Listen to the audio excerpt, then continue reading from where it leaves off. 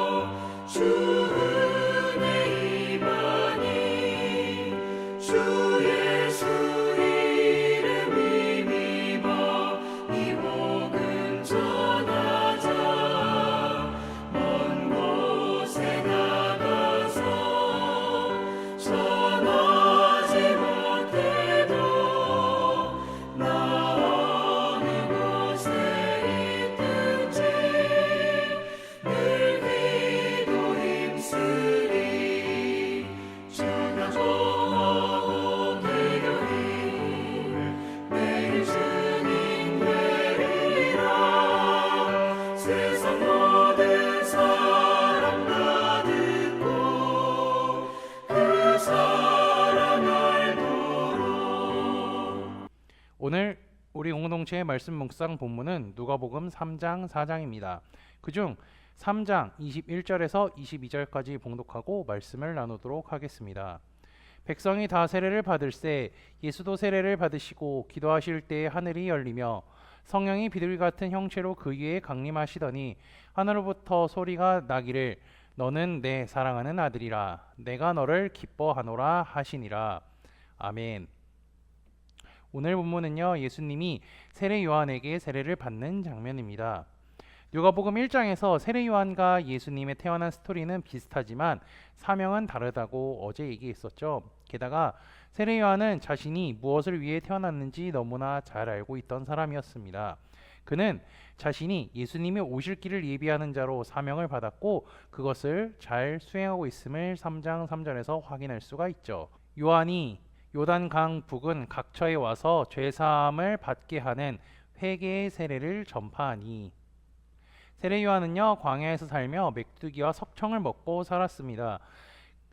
원래 그는요 제사장 집안에서 태어나 다른 제사장들 같이 성전에서 지내며 편안한 삶을 살 수 있었지만 성경의 말씀 성취를 위해서 모든 것을 포기한 채 광야에서 외치는 자의 소리로 살았습니다. 그가 무엇을 외쳤는지는 우리는 너무나 잘 알고 있죠. 회개하라, 천국이 가까이 왔느니라. 요한이 광야에서 회개의 선포를 하는 것은요, 이사야 40장 3절에서 5절의 말씀이 세례 요한을 통해 이루어졌음을 우리는 확인할 수가 있습니다. 그는 자신의 선포를 듣고 세례를 받으러 온 사람들에게 강력히 이렇게 이야기하죠. 독사의 자식들아, 이렇게 말하면서 너희가 앞으로 올 하나님의 진노를 피하기 위해서 여기에 왔는지 묻습니다. 그들은 요한의 말을 듣고요, 하나님의 말씀이 생각나서 자신의 잘못을 회개하려고 온 것이기 때문에 요한은 덧붙여서 말하죠. 진정한 회개를 하려면 그에 맞는 열매를 맺어야 한다. 사람들이 이렇게 듣고 요한에게 묻습니다. 그러면 어떻게 해야 할까요? 요한이 대답하죠. 대답하여 이르되 옷 두 벌 있는 자는 옷 없는 자에게 나눠줄 것이요 먹을 것이 있는 자도 그렇게 할 것이니이다 하고. 사사기 성경 공부할 때도 배웠지만 이스라엘 사람들은 지금 우리처럼 옷이 많지 않았습니다. 두 벌 있는 자는요, 상대적으로 평균 이상으로 잘 살거나 부자라고 생각하시면 됩니다. 게다가 당시에는요, 로마의 식민 지배를 잘 받고 있었기 때문에 과한 세금까지 내야 했습니다. 그럼 세금을 내려면 어떻게 해야 할까요? 세금을 걷는 세리에게 줘야 합니다. 그러면 세리라는 직업도 있었음을 우리는 알 수 있죠. 사개오처럼 말이죠. 당시의 세리는요, 우리나라의 1900년대 초중반 일본의 식민 지배를 받던 시대에 친일파와 같다고 생각하시면 됩니다. 자기 민족을 배신하고요, 로마의 앞잡이가 된 것이죠. 그들은 세금을 걷고 로마의 녹봉을 받아서 부자가 되었지만 동족에게는 멸시를 받는, 무시를 받는 사람들인 거죠. 근데 이들도 세례 요한의 앞에 나와서 세례를 받고자 하여서 무엇을 해야 할지 묻습니다. 요한은 간략하게 그들에게 말하죠. 부과된 것 외에는 거두지 말라. 요한이 이렇게 말한 것을 보면요, 당시에 세리들이 정해진 세금 외에 돈을 더 걷어서 부자가 되었음을 확인할 수가 있죠. 군인들도 마찬가지였을 것입니다. 요한을 본 사람들은요, 그가 성경에 약속한, 구약 성경에 약속한 메시아인지 정말 궁금했습니다. 요한은 그들의 마음을 깨닫고요, 바로 이렇게 이야기합니다.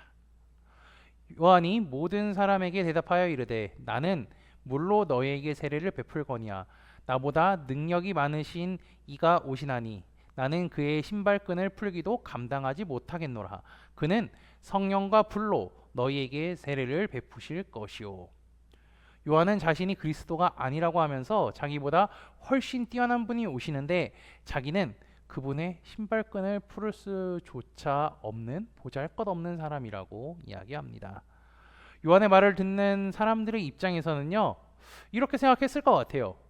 지금 내가 생각했을 때는 요한도 엄청 뛰어나고 능력 있는 하나님의 종 같은데 저 사람보다 더 뛰어난 분이 오실 것이라고?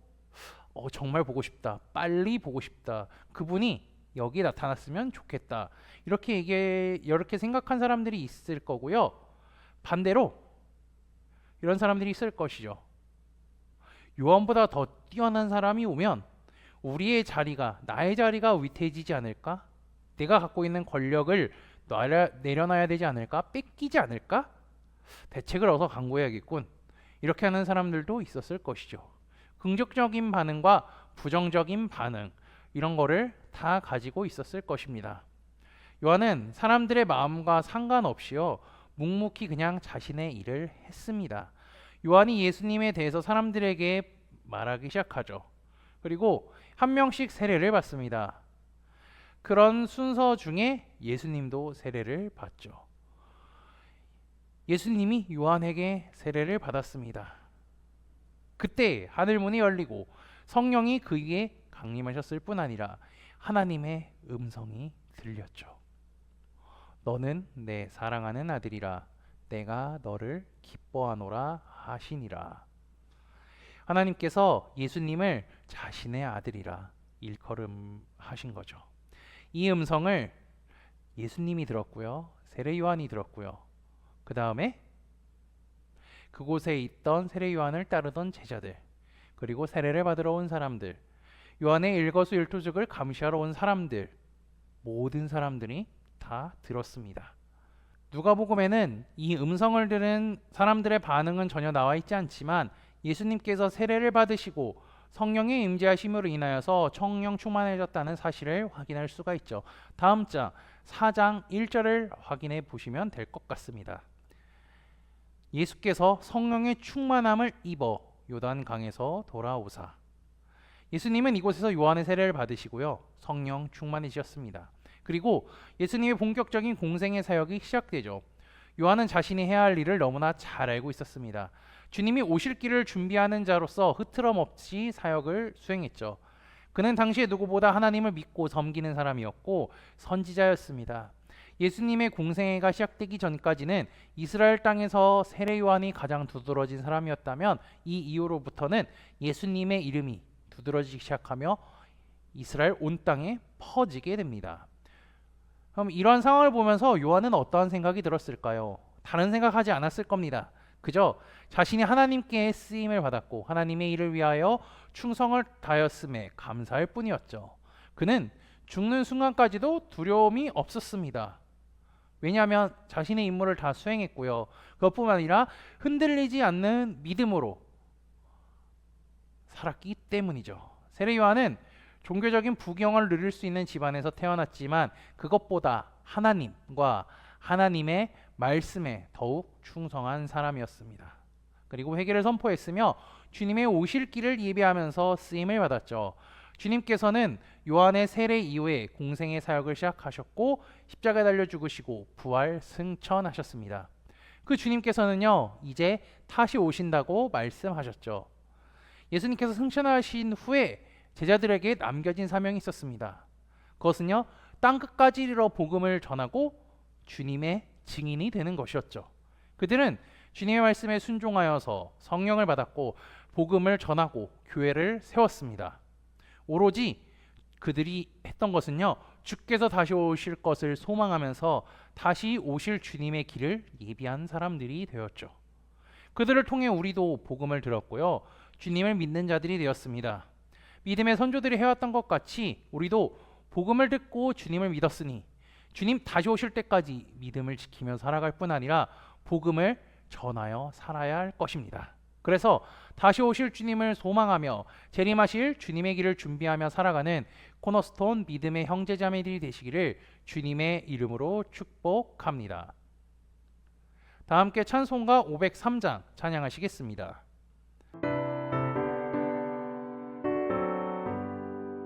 세상 모두 사랑 없어 능랭함을 아느냐 곳곳 모두 사랑 없어 탄식 소리뿐일세 악을 선케 만들고 모든 소망 이루는 사랑 얻기 위하여 저들 오래 참았네 사랑 없는 까닭에 사랑 없는 까닭에 사랑 얻기 위하여 저들 오래 참았네 곳곳마다 번민함은 사랑 없는 연고요 지근하게 손을 펴고 사랑받기 원하네 어떤 이는 고통과 근심 걱정 많으니 사랑 없는 까닭에 저들 실망하도다 사랑 없는 까닭에 사랑 없는 까닭에 사랑 없는 까닭에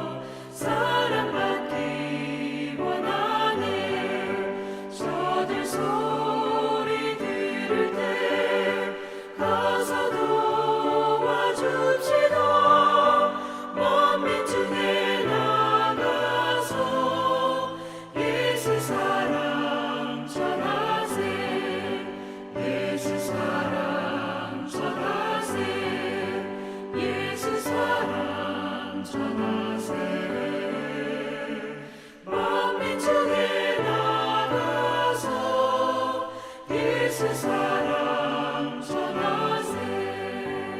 다 함께 기도하시겠습니다. 이 아침에도 예배로 하루를 시작하게 하심에 감사합니다. 기쁨으로 주님을 찬양하고 예배하는 것이 얼마나 감사한 것인지 생각하며 말씀의 능력을 힘입어 주의 하나님께 살아가는 하루가 되게 인도하여 주옵소서. 지난주일 말씀을 기억하며 기도합니다. 이 세상이 너무나 악하고 타락했음을 기억합니다. 세상 문화 속에는 주님을 부인할 뿐더러 믿음을 방해하는 요소들이 너무나 많습니다. 하나님을 멀리하게 하는 요소들이 너무나 많이 있습니다. 게다가 자연스럽게 주님이 아닌 우상을 숭배하게 만드는 사회로 만들어가고 있음을 깨닫게 하시니 감사합니다. 하나님의 말씀으로 시대를 분별할 수 있는 능력을 허락해 주시고 성령 충만함으로 깨어서 흔들리지 않는 믿음으로 살아가게 인도하여 주옵소서. 세례 요한은 주님의 오실 길을 철저히 준비했습니다. 회개를 선포했습니다. 진짜 믿음이 무엇인지 알려주고 그리스도가 누구인지 알려줬을 뿐 아니라 자신이 아닌 예수님을 드러나게 하는 삶을 살았습니다. 주님께 세례를 베풀었을 때 자신의 사명이 다 이루어졌음을 깨달았을 뿐만 아니라 죽을 때까지도 흔들리지 않는 믿음으로 살았음을 우리는 기억합니다. 세례 요한은 초림하신 주님의 길을 예비했던 것을 기억하며 부활하시고 승천하신 주님께서 다시 오실 것이라 말씀하신 사실을 우리가 믿고 우리는 또 복음을 전하고 재림하실 주님을 소망하며 다시 오실 주님의 길을 예비하는 삶을 살아가도록 인도하여 주옵소서. 예수 그리스도의 이름으로 기도합니다. 아멘. 이 시간 합심으로 기도할 제목들을 나눕니다. 깨어있는 신앙과 하나님 나라를 사모하고 주님의 다시 오심을 기다리며 살도록 기도하시고요. 지금 당하고 있는 어려움을 극복할 수 있는 믿음과 지혜를 위해 기도하시기 바랍니다. 지난 주일 들었던 말씀을 기억하며 기도하시고 교회를 이끌어 가시는 사랑하는 담임 목사님과 사역자들을 위해 기도해 주시기 바랍니다. 주일에 있는 여호수아 성교 공부를 위해 소그룹 원들을 위해 입원해서 치료받고 있는 정혜임 자매의 회복을 위해 각자 가지고 계신 기도의 제목들을 놓고 기도하시기를 바라며 오늘도 주 안에서 승리하십시오.